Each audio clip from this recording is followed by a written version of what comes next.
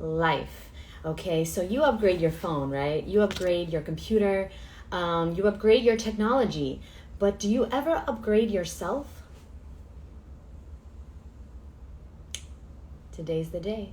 Today's the day that you're going to learn how to upgrade yourself, your body. This gift that you have been given. I mean, we spend so much time upgrading and taking care of our cars, our phone, our computers, our houses. What about our bodies? Our bodies are our most valuable possession. You wouldn't bring your brand new Lamborghini to the beach and put sand in it because it's free, and you heard and you read online, there was a post on Instagram about how sand can be used as fuel. Would you do that? No, you wouldn't. So I'm bringing my friend, hey, what's up? What's up, everyone? Thank you for being here. So I'm bringing my friend Matt on today, and we are going to be talking about upgrading your life, your body, your health. What's up, Sherry Boo? And we're going to be talking about his brand new book. It is so incredible. I consider this to be a manual. This is a manual for how to live. It's not just about being raw, because you definitely don't need to be 100% raw to be 100% healthy. And we're going to talk about that as well. And I have a lot of questions from my friend Matt. And Matt, I'm sorry, Matt, let me just say this before I bring you on. Matt is someone who I go to. He is someone whose advice I would take if I ever got sick, and I did get sick, and I asked for his advice. He's somebody who I respect. I know he has done the research. He has done the trial and errors. He has done the experimenting. He has had the experience and learned the knowledge in order to help others. And so he's somebody I trust and I go to, because I'm somebody. So if I'm going to Matt, then he knows his stuff. Wait, so multiple people want to be in my live. Hold up. There's only room for Matt. Can we just chill? There's like 4 people that want to be on live. Okay. Bring Matt on and we shall begin. Very exciting. Hey, Matt. Hey, what's up, Jeanette? I'm good. Where's your watermelon in the back? That's a good question. I'm in Minnesota. It's not even watermelon season yet. Oh, yes. Watermelon season, is that officially end of May or June? Yeah, I think end of May, early June. Yeah. I know mangoes. Have you had any good mangoes lately, Matt? Oh, I have. 1 second. Let me show you. Oh, Matt's trying to bring in the fruit. I already got my mangoes ready. You know that, right? So we get our mangoes at Costco. So we get the 6 Atolfo mangoes for $7. It's, it's not bad, but they have been so good. We've actually got an entire 12 cases of them lined up. So yeah, they've been so good. We love them. Dude, the color of those looks so beautiful. Yeah, I know. I wish they didn't come in plastic, but it's really, it's the perfect human food. Wow. Okay, so I'm going to go to Costco today because I haven't been, and those look amazing, so I got to go. Sure. So I have a lot of questions for you, Matt. First of all, thank you so much for joining me. Oh, my pleasure. And everybody here, thank you guys for being here. If you have any questions for Matt, we are going to check the questions down below. So go to the question part of the live and put your question there so I don't miss it, okay? What's up, Jadelle? What's up, Coley? Expert, nice name. Okay, we got an expert here, Fluffy Vegan. Love it, love you. And by the way, the song that I was trying to think of yesterday, Fluffy Vegan, was My Girl. That's the song, My Girl. I was like, it's a classic. Okay, focus, Jeanette. So, Matt, before we start, first of all, everybody go check out Matt's new book, okay? So we're going to get into some, we're going to get into some parts of the book, and Matt's going to provide a lot of value for you. Don't worry. This is not just about promoting his book, but it is brand new in paperback on Amazon. And I'm telling you right now, if you know anyone in your life that needs to get on a healthier diet, that needs to lose weight, heal any type of ailment, that needs a change and needs to know how, okay? Because we can want to change, but it can be very overwhelming to know how. And don't worry, literally the universe has your back with this book. Because Matt, I'm not just kissing your ass. Seriously, this book is so incredible because it is truly a manual that I wish I had and I wish that everybody could get. You can also get it in an ebook form. You know, click the link in Matt's bio. I'll leave the link below if you're on YouTube. But I would highly recommend, you know, I had it in an ebook form. I was trying to read it.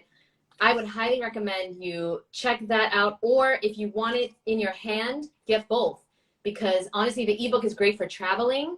Okay, but the book in your house is amazing, especially for the recipes. Matt has some incredible recipes that like are very easy, very simple, all low fat, oil free, gluten free, raw vegan, very, very easy and delicious recipes. So, okay. Thank you.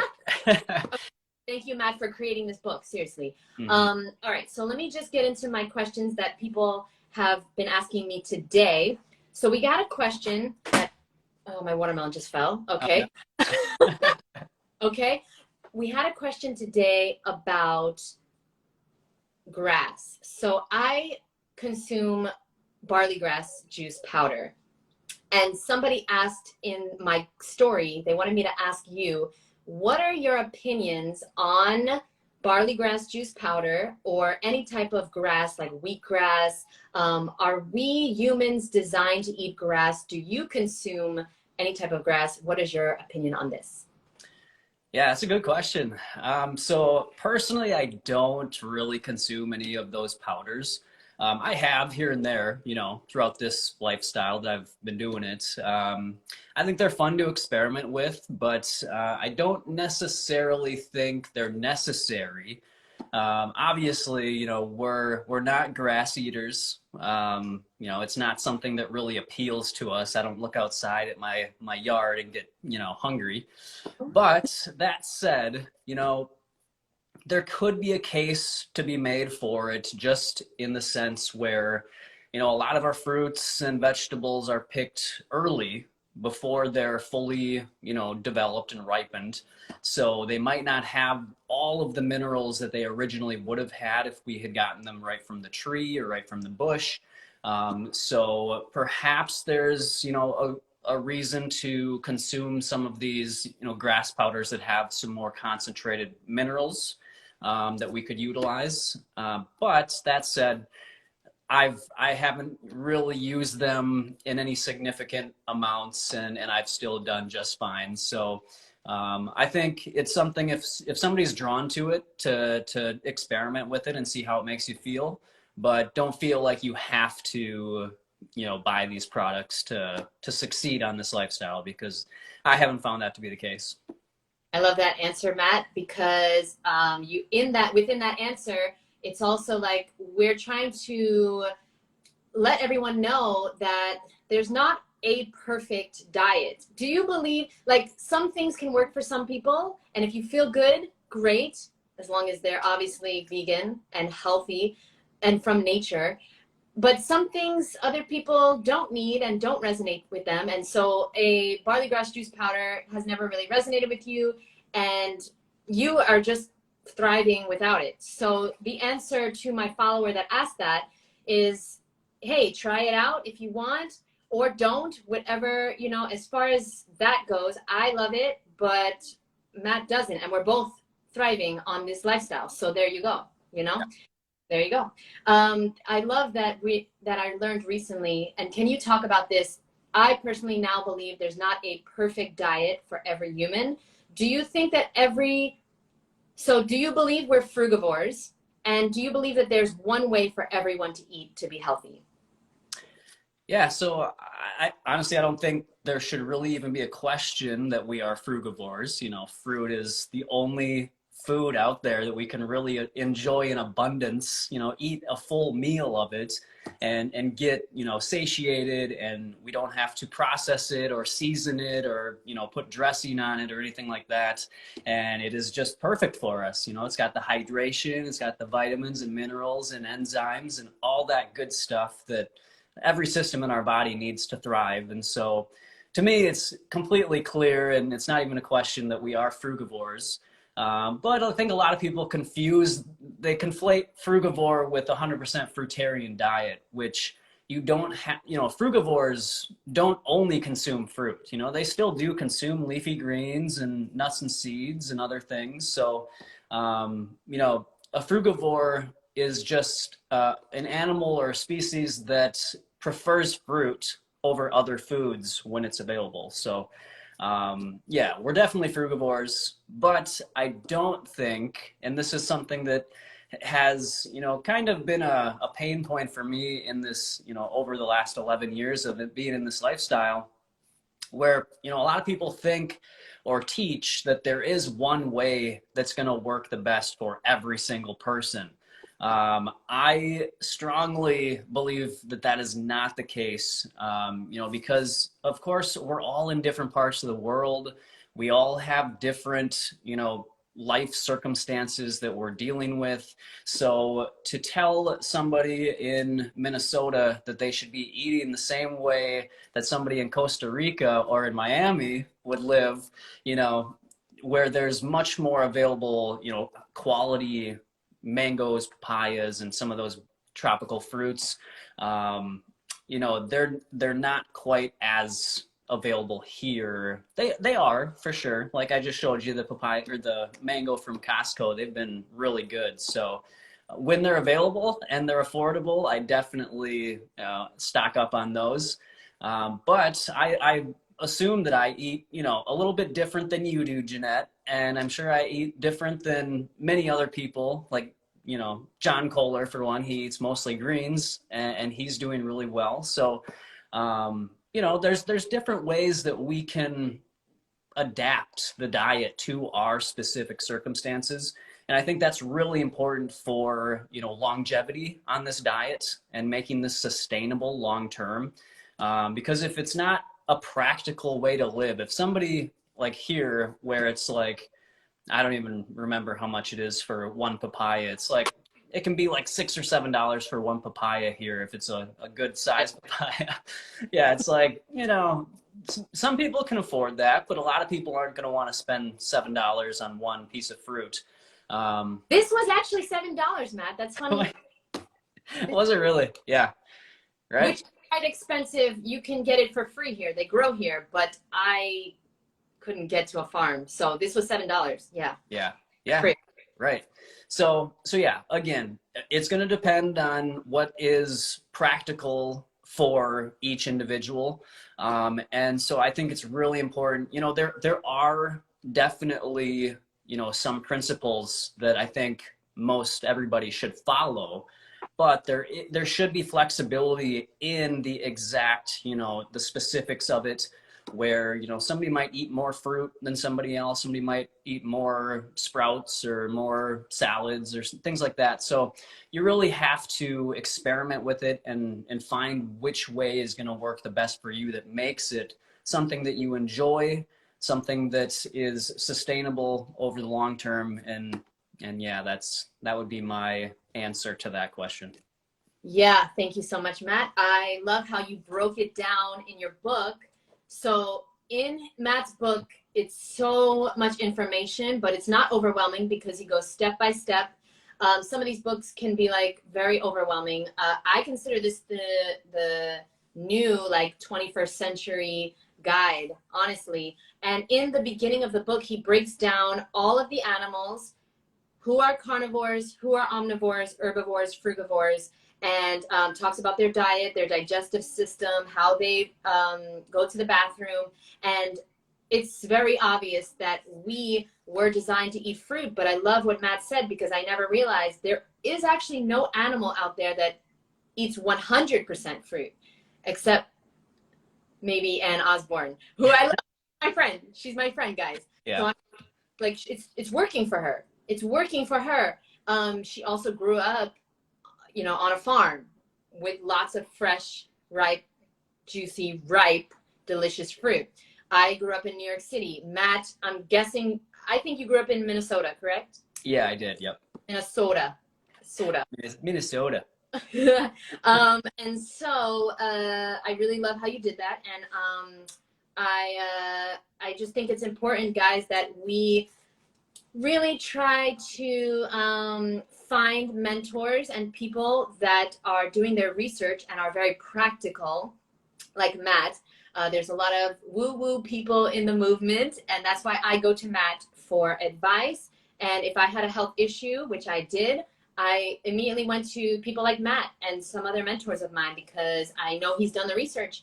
And so this book, it's like literally like getting mentored by Matt, who has been raw for 11 years. So he knows what works and what doesn't work. Can I ask you, Matt? I have so many questions, and then people have questions too. I don't know where to start. Yeah. But let me ask you this. What is something you discovered on a raw vegan diet that doesn't work?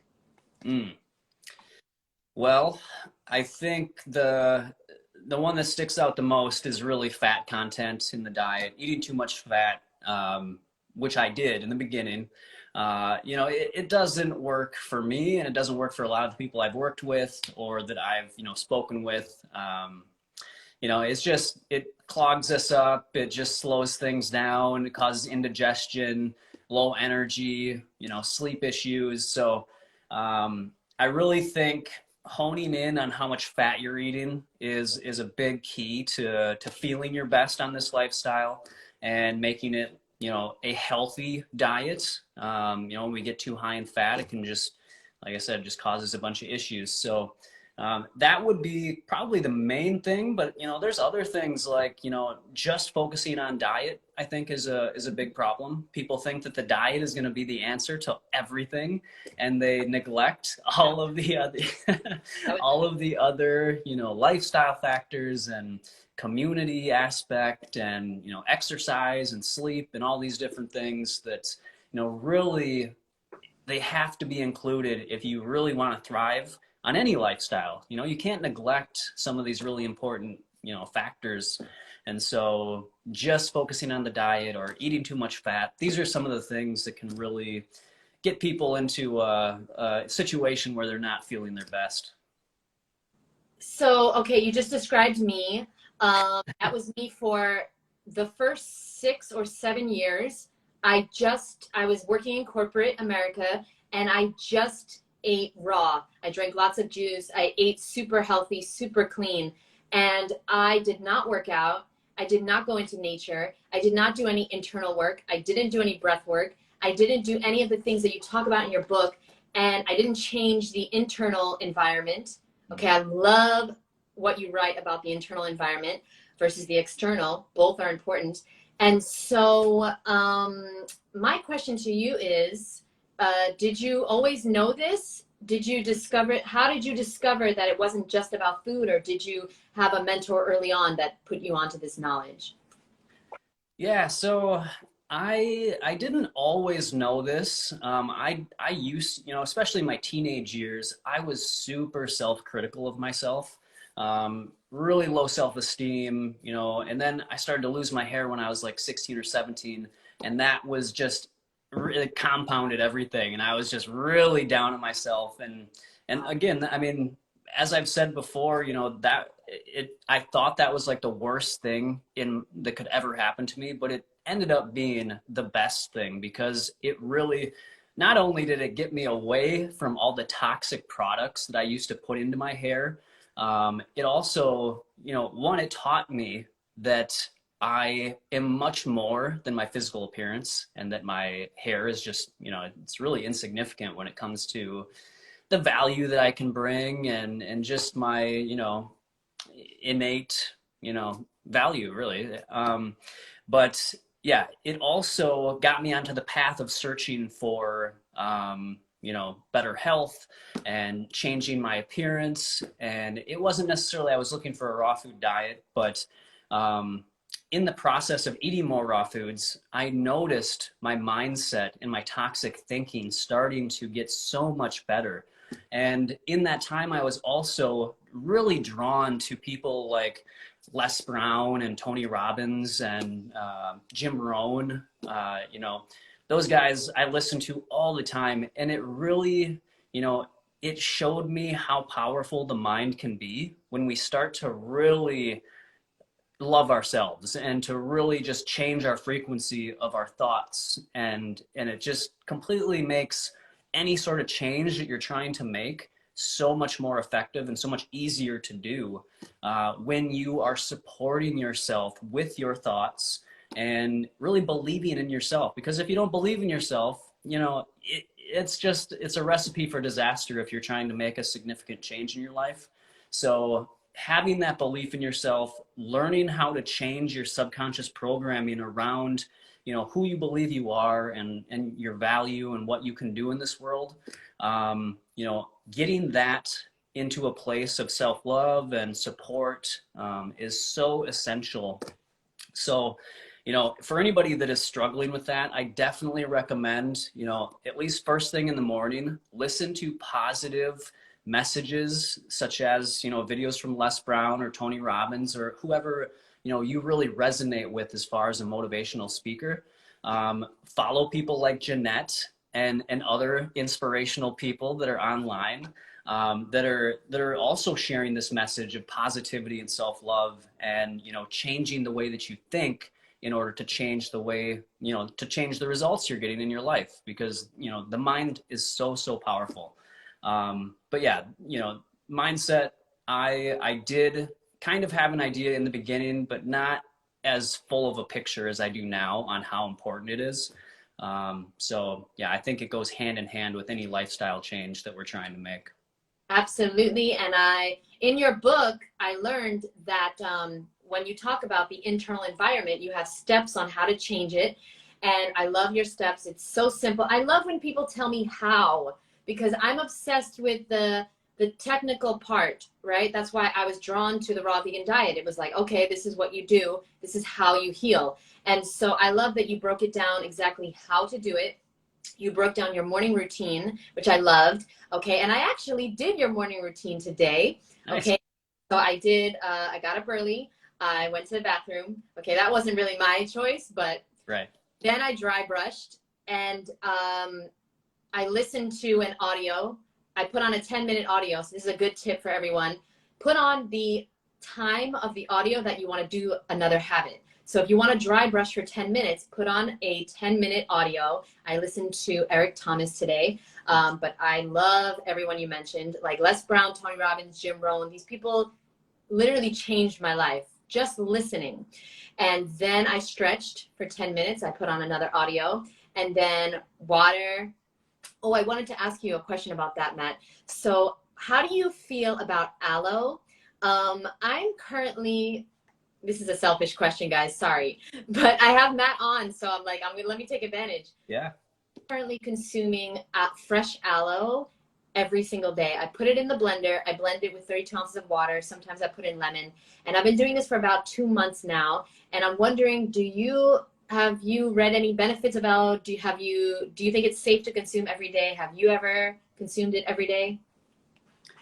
Yeah, I actually went through a phase where I was consuming it quite a bit. I think probably every single day. It was, you know, probably 5 years ago or so.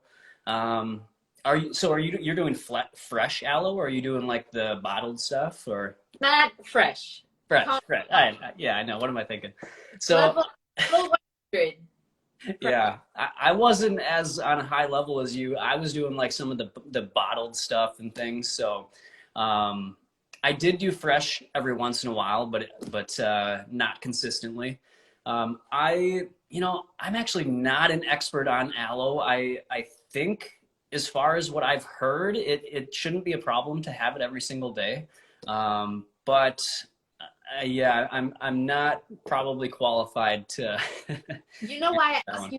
Because it's so confusing how much conflicting information is out there. Yeah. You know, I went to my chiropractor the other day, and he tells me I shouldn't be consuming fresh aloe. There's some type of, you know, poison in it, in the stem, like in the center of it. I have to make sure, and he recommends the bottled stuff.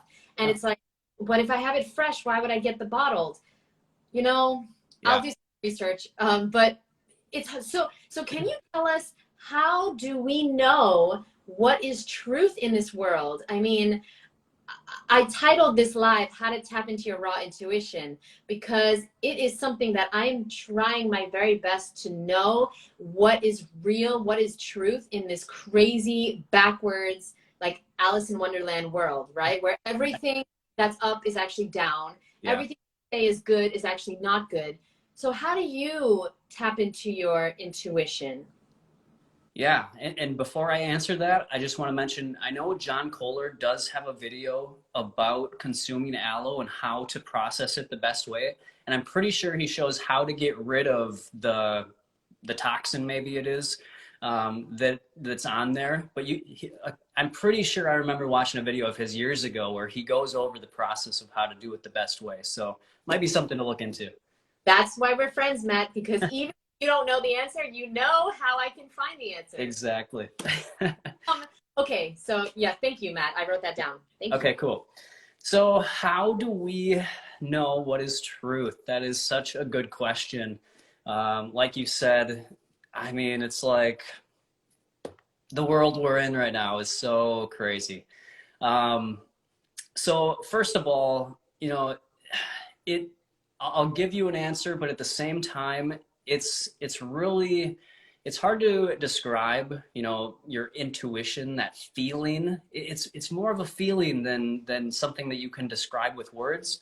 You know, it just resonates with your soul, and and really, you know, in my experience, I I go more by the energy that I get from somebody than I do the words they're telling me. So that's like the first thing that I personally kind of pay attention to is the energy that I'm getting from somebody. If that feels like an authentic energy, as a love-based energy, and then I kind of go from there and I listen to what they're saying. I'm a big proponent of doing your own research and not taking whatever somebody says as fact, you know, on face value. Definitely look into these things yourself. Even, of course, even the things we're saying, you know, look into them as much as you possibly can. That not only helps you to verify if what we're saying is true, it helps you to learn how to become a researcher, which in this world is so important, especially, you know, you got to be careful out there because they are making it more difficult to, you know, do the research and find real, legitimate, authentic, you know, truth in the on the online. So, you know, you do have to look at multiple sources. You got to just, you know, do your research and don't take anything that somebody says as 100%, you know, fact. So yeah, energy, do your research, and you know, again, it just comes back to an inner feeling. I listen to a lot of the people that I follow, and you know that I respect and I do trust. But my kind of motto is you know I have a couple. One is listen to all, follow none. So you want to take in what everybody's saying, but don't be a blind follower of anybody, because what I have found is that even the most you know knowledgeable, inspirational person, you know, people that I follow, I still find things that I just do not resonate with in my intuition and in my soul. So it to me it has really shown that, you know, I'd go by the 80-20 rule when it comes to, you know, following other people's advice. Is usually, you know, the people that I follow that I find to be, you know, authentic, you know, people, is 80% of what they say is, you know, what I find to be truth. And then about 20%, regardless of who it is, 20% I just don't resonate with. And I just kind of leave that for, you know, somebody else. So again, it's just, I just compile all of this information from all these people and researchers that I learn from. Usually I take about 80% of what each of them say and kind of formulate what seems to be, you know, truth in my soul and my intuition.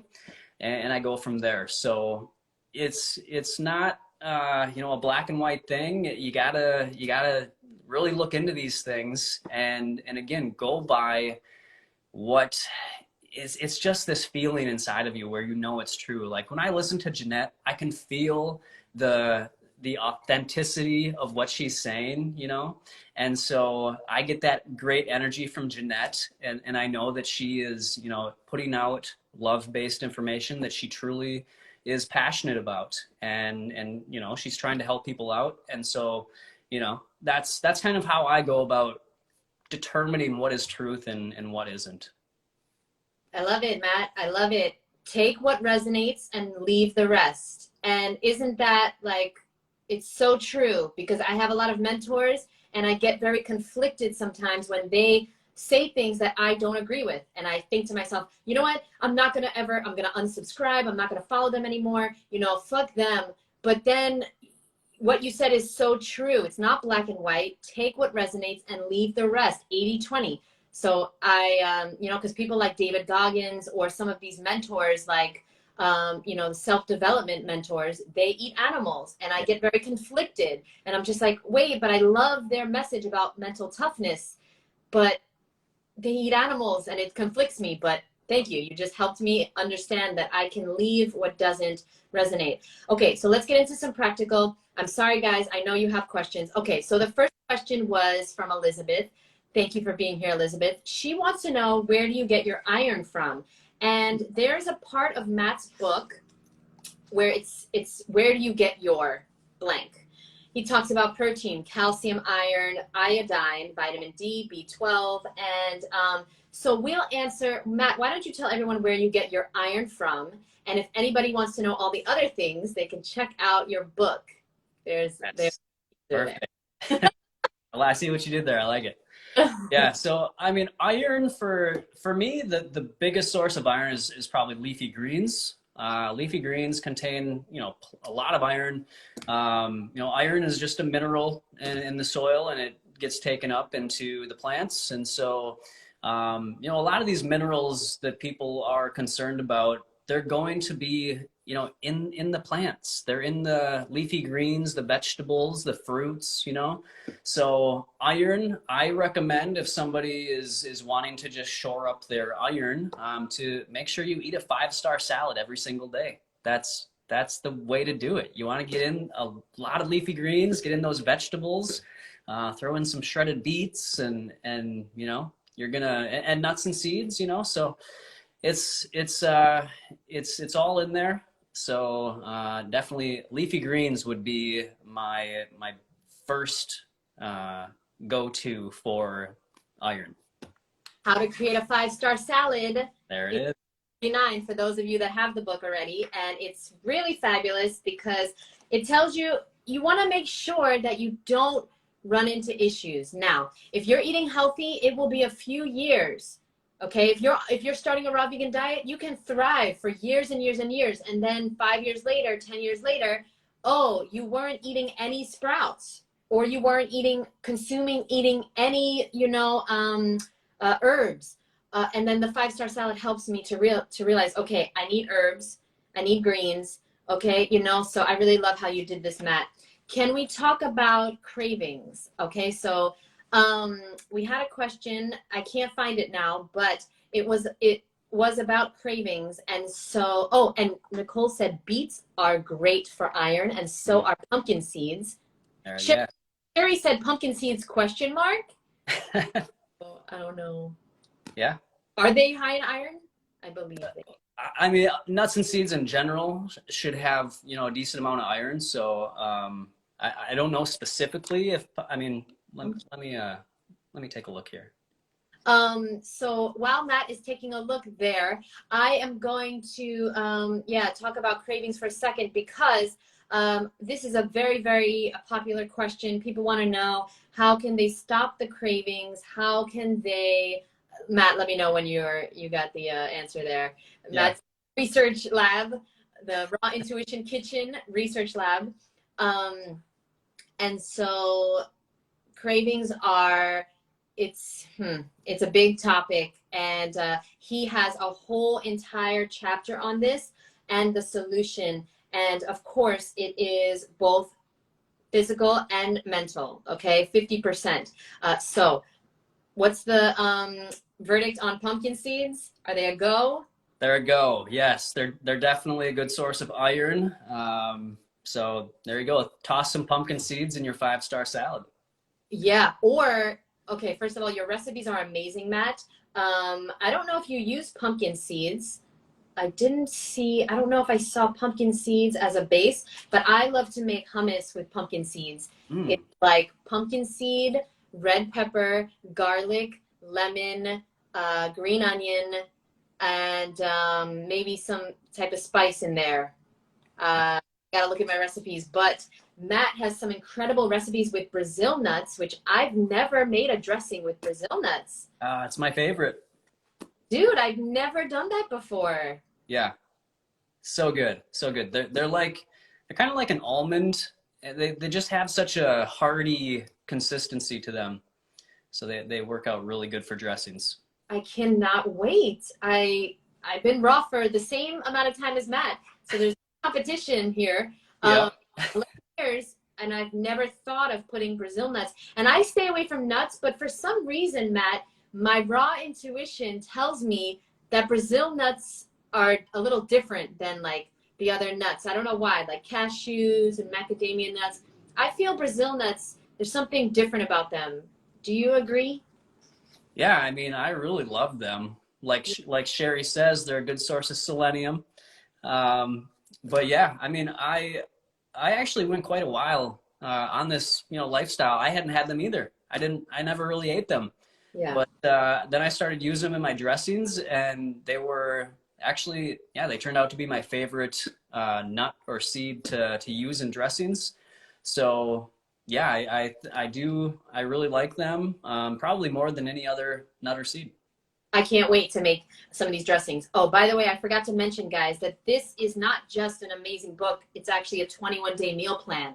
You're getting an amazing guide on how to take care of this vessel that we have been gifted, okay? And this should be in all schools. Seriously, a book like this should be required reading for all kids, because we don't ever learn how and what to eat and take care of our body, okay? And so in the second part of the book, guys, is a meal plan guide. So not only are you getting amazing recipes, you're getting day 1, day 2, 21 days of exactly what to do for breakfast, for lunch, for dinner, snacks.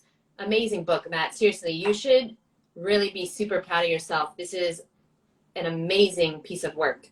Thank you so much. And thank you, Herbal Tea, for ordering the book yesterday. That's Yay! awesome. Herbal tea, that's my boo. Yeah. You can tell who's going to succeed on this healthy journey. You can tell, because you're not ever going to, if you don't invest in yourself, seriously, if you don't invest in yourself, guys, you're not going to be able to succeed. You don't need to be perfect. You just need to get the information and be consistent. And you need to stick to one thing. If you get this book, which I highly recommend, click the link in Matt's bio or below if you're on YouTube.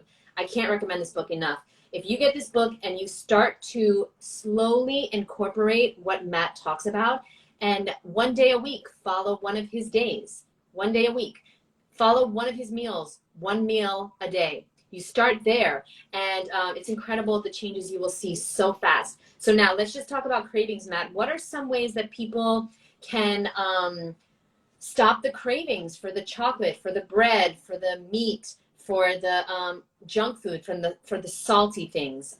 What are some ways that you have found that works for you and your clients? Yeah, so when it comes to cravings, maybe different than most people, I go to the mind first. This goes back to our mindset and really shifting our consciousness around what food actually is, and also what health is. If we go into a new lifestyle with our old thought patterns and our old beliefs, it's going to be difficult to stick with, the new lifestyle. And that's the same thing with cravings. If, say, I use the example in the book, going to the gym. when I go to the gym, I see this big sign on the wall, Pizza Party Fridays. And they've got like bagels and donuts sitting around on tables on Fridays. And I'm just like, and I see everybody eating it. I'm like, what the heck's going on here? Like, I sit there and through the week, I see all these people busting their ass and trying to get healthy. And then on Fridays, they go and stuff their face with a bunch of pizza that's gonna, counteract everything that they did over the week. So I don't get it at all. I don't get it. Yeah. So what I have come to find is that, I was just thinking about why don't I think of eating that pizza? Like, I mean, I'm not going to lie, like pizza still smells good to me, but at the same time, I have changed my consciousness around what food is. My definition of food is completely different than it used to be when I used to, live that sort of a lifestyle.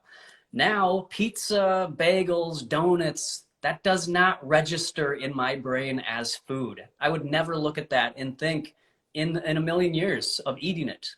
It's not food to me.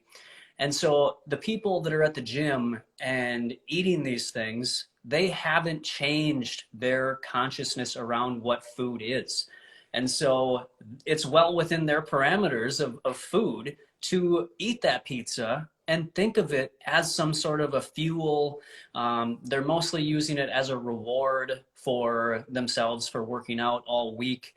But the thing is, from childhood, we are trained, we are conditioned to look at unhealthy food, unhealthy products, and we connect those with elevated states of emotion. So birthdays, we're all excited and happy, elevated emotion. We have cake and we have ice cream and whatever else. We go to like a party or something, or even a sporting event, a lot of emotion, a lot of excitement. We have beer and hot dogs and, whatever else, all these unhealthy foods at all these events. So we are trained to think of unhealthy foods are connected with elevated levels of emotion. So now when we're adults, we now have stress, coming from all angles in our life. So that's also an elevated state of emotion. So of course, we're going to look at these unhealthy foods as a way to calm, the stress and or reward ourselves. So it just goes back to breaking that programming and reconditioning our subconscious mind to align with our conscious mind's aspirations and goals.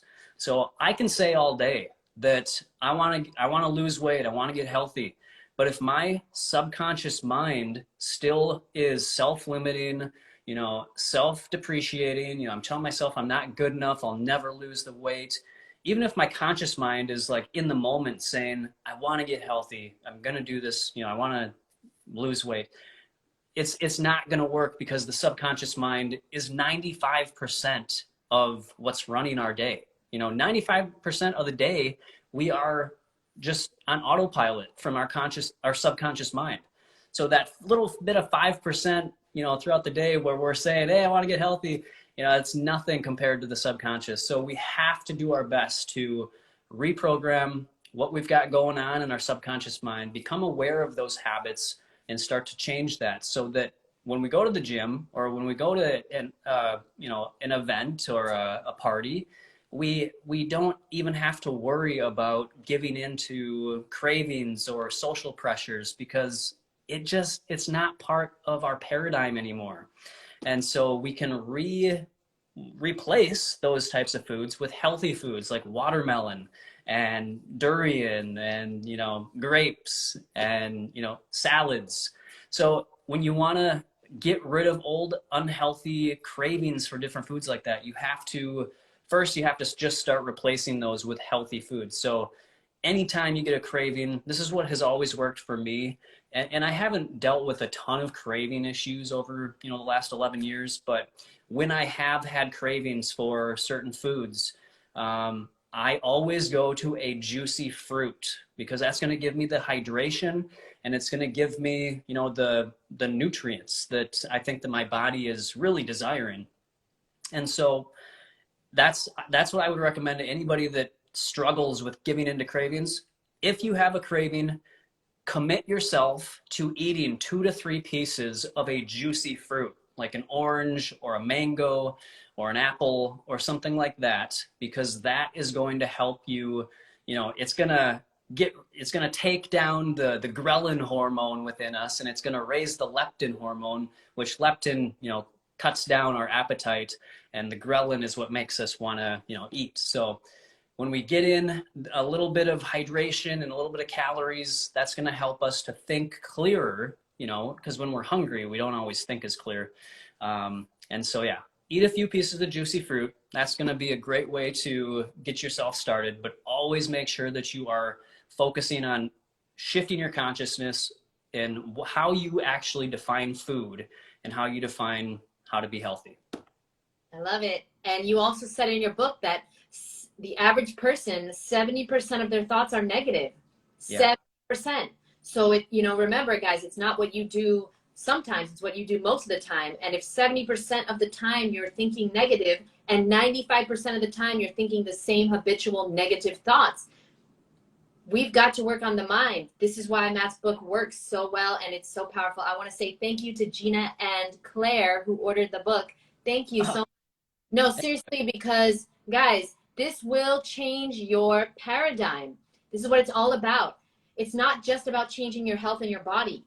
We've got to focus on our mind. Okay, so someone had there's many great questions. Wow, it's already 1:50, Matt. Oh, God, no. Oh, man. No. Okay, great questions, but so I want to answer the questions that are here. Okay. So this is hilarious. Where do you get your B12? Well, first of all, check out the book. He answers it in there. But then they said, where do you get your B6? Now, I've never heard of B6. I've heard of B3, niacin. I know B6 exists. I never thought of it. Why don't you take this one, Matt? Because if I take this one, it's going to be a rant. All right. So B6, where do I get that? I don't remember the actual name of B6, but I'm just going to tell you, if you want B vitamins, eat fruit. Fruit and berries are going to be loaded with B vitamins. You know, antioxidant rich foods like fruits and berries especially, but even greens too. This is why I recommend people read the book Whole by T. Colin Campbell. Really great book. Talks about you know, reductionism in the way that we look at food. You know, I'm not sure why the viewer is wanting to know specifically about B6, but are you B6 deficient, ma'am? I just need to know. Are you? Yeah, B6. We continue, Matt. Sorry. Yeah. No, but I mean, like I was saying, the book Whole, WHOLE.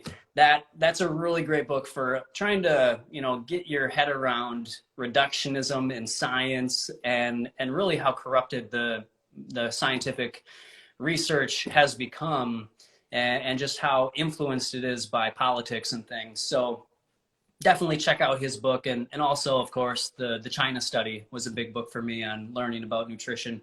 But yeah, so I would just say, you know, if you're concerned about B vitamins, my first place that I would ever go would be eat more fruit and eat berries as well. So because eat more cute. Just yeah. Yes. The end. The end. Jeanette's a living example right there. There you go. Okay, so we have another question. By the way, the China study, obviously classic. It was very hard for me to read it. Hey guys, Matt's book is way better. Like, the China study is clearly one of the most important books of the century. Very hard to read. Very hard to read. Matt's book is very easy to read. Okay, even though he's giving you very important information, he puts it in a way that's absorbable. Okay, and so next question is why? This is hilarious. Why did my doctors say not to eat cantaloupe or pineapple in the morning for breakfast? Sad crying emoji. Okay, I will say, let's not waste Matt's time with this question. I will answer it, Matt, because I can't not. Yeah. Your doctor got no nutritional training. That is why. Next question. We'll just end that. Next question. I was losing a significant amount of hair when I went raw vegan. Okay, well, this is Matt's specialty. So perhaps Matt will address this because he lost all of his hair going raw, I'm assuming. Oh no, you said it was before. Right. Yeah. Hair, again, obviously, I'm not the expert on how to have awesome hair. Jeanette definitely is. There you go. What I have found for most people that lose hair is they're usually not eating enough calories, probably not eating enough salads, leafy greens. You want to get those minerals in from the leafy greens, especially, and just eating a well-balanced diet. I mean, a well-balanced, whole food, plant-based diet. That would be my best advice. I'm sure Jeanette could help you out with that as well. I'm ready. Carry ours. I don't know how to say that. You look like a man. So, okay, you're a man. You were losing a significant amount of hair when you went raw vegan. Okay, I need more information. How long were you raw vegan? And what Matt said is so true. So my hair started growing when I got sick recently. Okay, which I talked about yesterday, but I'll talk about some more in another live. And I started drinking green juice every day. I started consuming at least 32 ounces of celery juice and 32 ounces of a mixed green juice. So lots of greens, like at least one whole bunch of kale or one whole bunch of parsley, lots of cucumbers, lots of, I did beets in there, I did carrots, but the main thing was the greens. And that is when my hair started growing, even though I was sick. Okay, even though I was having some health issues, my hair started growing because I was consuming a lot more greens. I never prioritized. Oh, I was having every single dressing, I put in at least 4 handfuls of greens, spinach or kale. I put it in the dressing. That's one of my secrets, my free tips here, okay?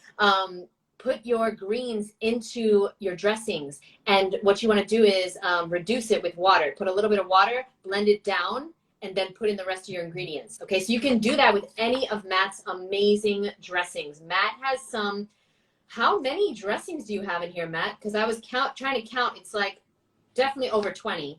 Yeah, there should be 21 because there's one for every day of the meal plan. There you go. Okay, I was counting, I thought it was 20, it was 21. Yeah. So 20, and they look amazing, and they're all low fat. They're all based with either sesame seeds or Brazil nuts or sunflower seeds, and some I think might be zero seeds. You're like me. I think you really like creamy, savory dressings, correct? Oh yeah, definitely. Sometimes I'll do a fat-free one, but for me, I really do like the creaminess that seeds give.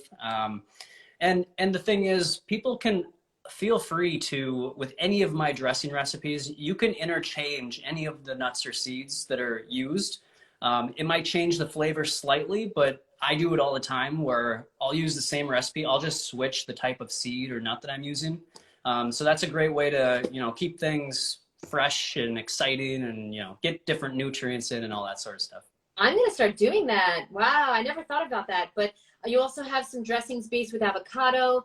And I love how you don't have any cashews or oil in here or things that I used to, I wish I had this book. I really wish I had this book 11 years ago because I used to make pesto I was consuming a half a cup of oil every night for the first 2 years being raw. Yeah. And I was not happy with my body. I was not happy with my skin. I had very oily skin. I still had skin issues, oily hair. I was overweight. I wasn't obese as a raw vegan, but I was overweight. And I was like, but this doesn't make sense. Okay, because I didn't know exactly how to do it in a healthy, proper way. So now, the person that asked about the hair was raw vegan for 1 year. Okay. That is not enough time to judge what is going on in your body. You might have been a sad meat eater, you know, a standard American meat eater for 20 years, 30 years. You know, Rome wasn't built in a day, and it didn't fall apart in a day. But for hair, you know, what Matt said was 100% true. Get in more greens. Get in more greens and get in more, perhaps more food in general, more fruit. And it sounds like you're not raw anymore. So this is the answer that you've been looking for, and you just didn't know how to do it properly, which I didn't either. So no judgment. I didn't know at all what I was doing. I just dove in and made lots of mistakes. And yeah, I definitely want to ask Matt more things, but the hour is up. And so we just are going to let's do 2 more questions. Is that okay, Matt? Yeah, sounds great. Thank you so much. So, Sherry said she loves Matt's smokehouse dressing. I have not made any yet, but I cannot wait. I just got my copy the other day, and even though I had the ebook for a while, but I personally needed it in my hand, you know, like I just love real books. But the ebook is also available, and you'll get it the second you order it. So if you're somebody who's like, oh my God, I'm starting today, click the link in Matt's bio and check out his ebook. Get his ebook because you'll get all the recipes today. And my best advice for that is to just like screenshot things on your phone and create a folder that's called recipes or, you know, raw intuition. Okay. So then you'll have that information available. You can also print it out too. You know, hey, do what you got to do. Use what you have. Check out the ebook or the real book. Lance, what's up? Sherry, be nice. Lance is in Australia. So Sherry, be nice. Thank you, Sherry, for being here, by the way. The cardio doctor said not to eat pineapple and cantaloupe if they're on heart meds or something. It could be they interact with those medications. I've heard grapefruit, but never heard that, yeah, pineapple and cantaloupe. Matt, perhaps can you help? Why would the heart doctor say not to eat cantaloupe or pineapple with taking medication? Oh, I know the answer, but you do it. You do it. All right.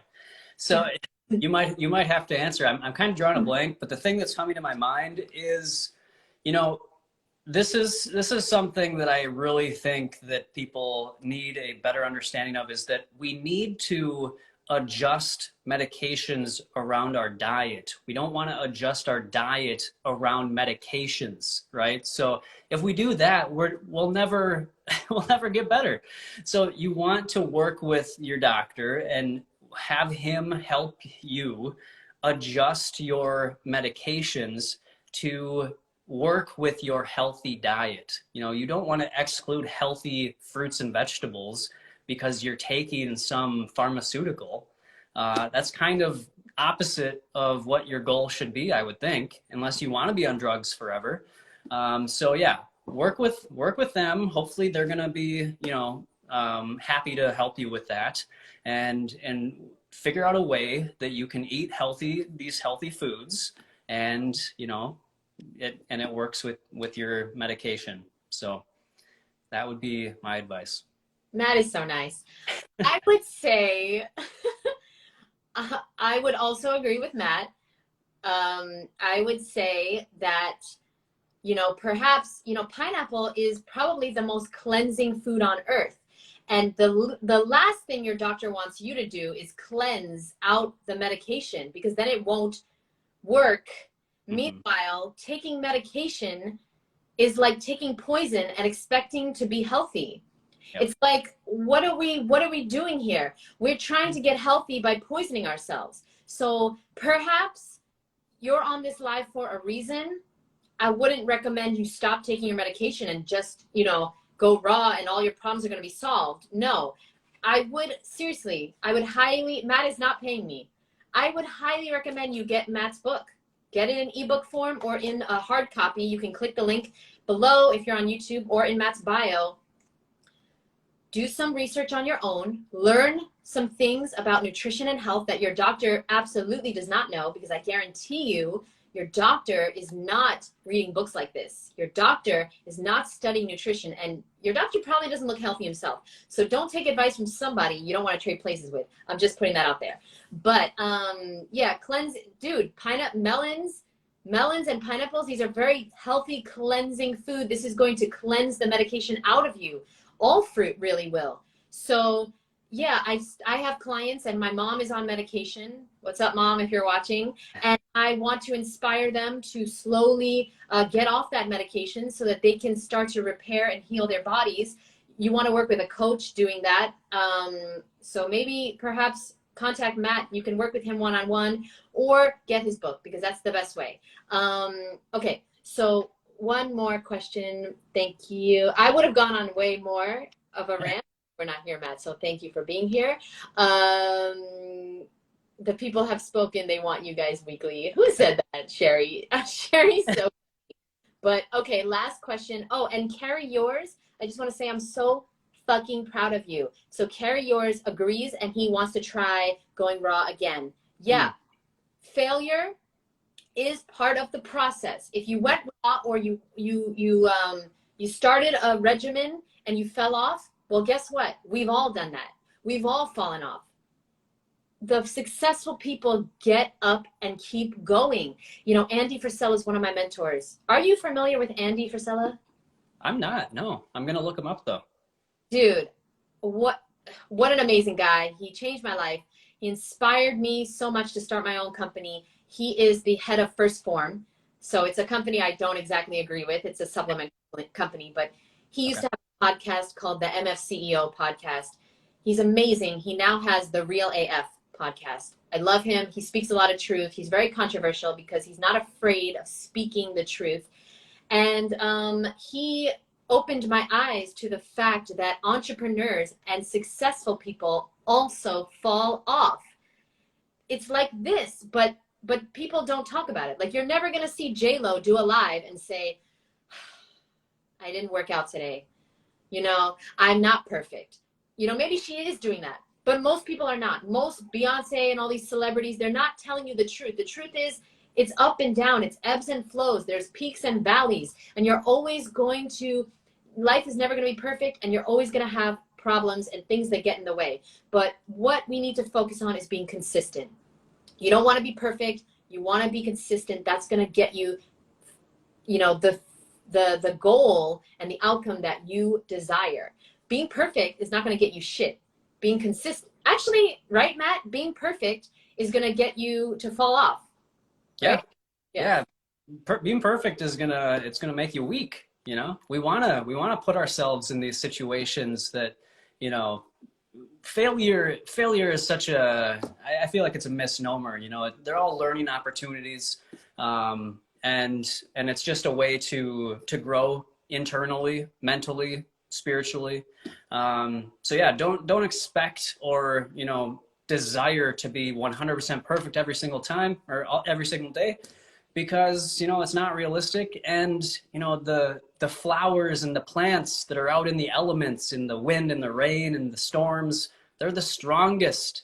You put a plant in a greenhouse, it's weak. It's, you know, it can get sick easier.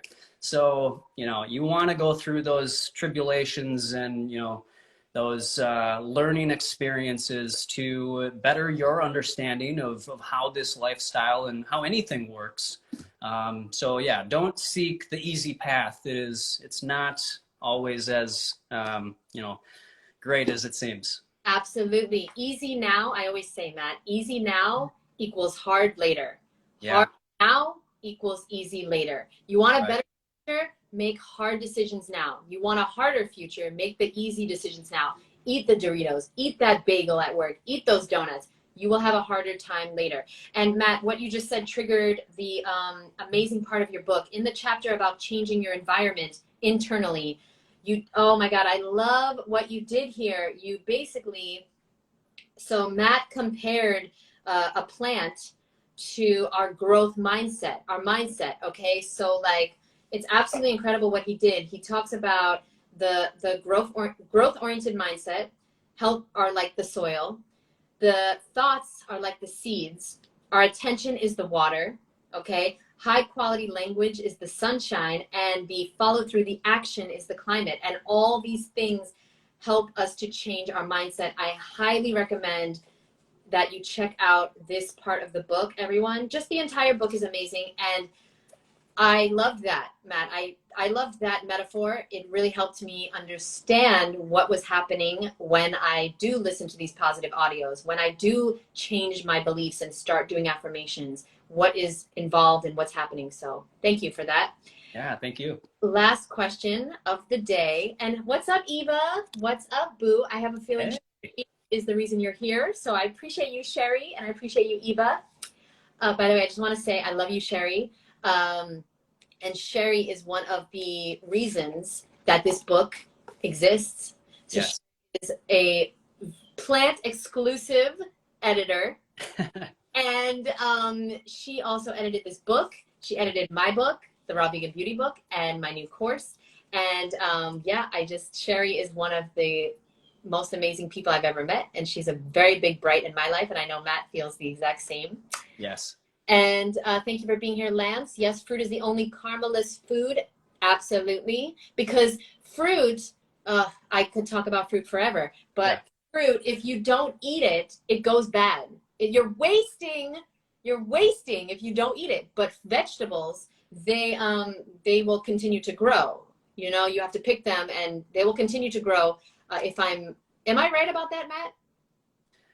Yeah, I mean, for the most part, you can regrow celery, you can regrow carrots, you know, if you plant them, obviously, but if they're sitting on the kitchen table, they probably will go bad. I was thinking like in the farms, like. Oh yeah. Right. If you have like celery in the ground, will it just keep growing or will it go bad if you don't pick it? That's a good question. Yeah. We'll have to get a farmer on here. Yeah, if anybody knows, but I know for a fact that fruit is literally the only food on earth that will go bad and die if you don't eat it. And so, okay, last question. I'll let you go, Matt. Okay, so thank you guys for being here. Yes, love you, Lance. Thank you for being here. Lance has been one of my favorite. Lance has been with me from the beginning. He was one of my first subscribers on YouTube. So I really appreciate you and love you, Lance. Thank you. From America. Okay, here we go. What is your go-to breakfast, Matt? You know, I actually had the exact same question here. So thank you for asking that. What is your go-to breakfast? It's right here. This is actually my breakfast. I was going to have it during the interview, but I figured I'll just wait till after. So my go-to breakfast is a big smoothie. And I talk about this in the book, in the daily meal design. I help people, come up with a solid design for, their day. And again, they can kind of personalize it to what works best for them. But the basic outline is called SFS. It's just an acronym for smoothie, fruit, salad. And so I always have a big fruit smoothie for breakfast. It's a bunch of bananas. It's usually some frozen mango or frozen pineapple or, berries or things like that. Toss in a little bit of like flax or chia seeds. And that's my breakfast. It's hydrating. It's full of the vitamins and minerals, enzymes, all that stuff. It, keeps me energized and it really keeps me full for a good few hours. So I usually just have a big fruit smoothie for breakfast, and I typically start to eat, between 10 and 12, depending on what's going on. How many ounces is your smoothie? It would be, it's a full Vitamix carafe, so 60 plus ounces. There you go. Yeah. So the 16-ounce smoothies is not going to cut it, ladies and gentlemen. No. For the last 10 years, I've worked in the food and beverage industry. It's my passion, as you can tell, if you go to my page. But people were getting 16-ounce. Some people get, Matt, 12-ounce smoothies for breakfast. That hurts. What are you going to do with that? That hurts my heart. 12 ounces is like the leftover that I have on the blender. Like, yeah, I know. No, that don't work. And people wonder why they fall off. Okay, so I just wanted to leave with the yes test, Matt, because I loved it so much as well. And by the way, carry yours. I can't say that name. They said we have great skin and look happy. Thank you. Thank you so much. We both eat fruit, so we cute. What can you do? Okay, hey. 32 ounces good as well. MF Nikon. I'm gonna guess that's motherfucking Nikon, which I like. I like that. Yeah, 32 ounces okay. Sure. You know what? That works. Make sure that if you're still hungry though, you increase the size. You know, everyone's different. Some people eat more than others. No problem. Depends on your cardio, your exercise as well. Yep. And then, so the yes test is what you want to say for every single thing that you eat, guys. Okay, so I loved this so much. He has a lot of great like graphs in this book and like easy ways to memorize things. So, is it health promoting? Does it taste good? Okay, this is so important, Matt. I've been saying this for years. I will not eat anything that doesn't taste good. Right. Does it? So do you do wheatgrass? I'm curious. Oh wait, you said no. You said no. I have in the past. I haven't done it for years, but yeah, I mean that's an example. You know, these are things that I feel like you can play with and experiment with. If you like it, hey, go for it. But I mean, it wasn't really something that I found to be something I wanted to do consistently. So yeah. Yeah. Nature is trying to tell us what to do. You have a mango and it's ripe and it's amazing. You can't resist that mango. Like yesterday, I had one Haitian mango, and then the other one I was trying to save for my roommate. I couldn't do it. There's nothing I could do, and she's like mad at me. There's nothing I could do. It was so good. I had to. Okay, does it taste good? Number 3, does it make me feel good? Because number 2 can be very confusing for people because McDonald's tastes good, M&M's taste good, brownies taste good. But Matt, can you just tell us real quick, like how does raw fruit and vegetables make you feel compared to the other stuff that tastes good as well? Yeah. Yeah, like you said, McDonald's tastes good or cookies taste good. But if I were to eat cookies or McDonald's, I would feel awful, even like within probably 20 minutes, you know? But also, I want people to rush you to the hospital, Matt. They would. I probably wouldn't make it. Yeah. But yeah, you want to think about how it makes you feel immediately after you eat it, and also, or, you know, within like an hour, and also the next day. Because a lot of times somebody will eat something today, feel okay, but then tomorrow they're lethargic or they have headaches or whatever, and maybe they don't recognize that it's from what they ate the day before because, you know, it's been a little bit of time. So it's really important to really look at how food makes you feel and determine if it's something that you should be eating, you know, at all or on a regular basis. Yeah, I learned that from, what's the girl with Marcus? Kara, yeah.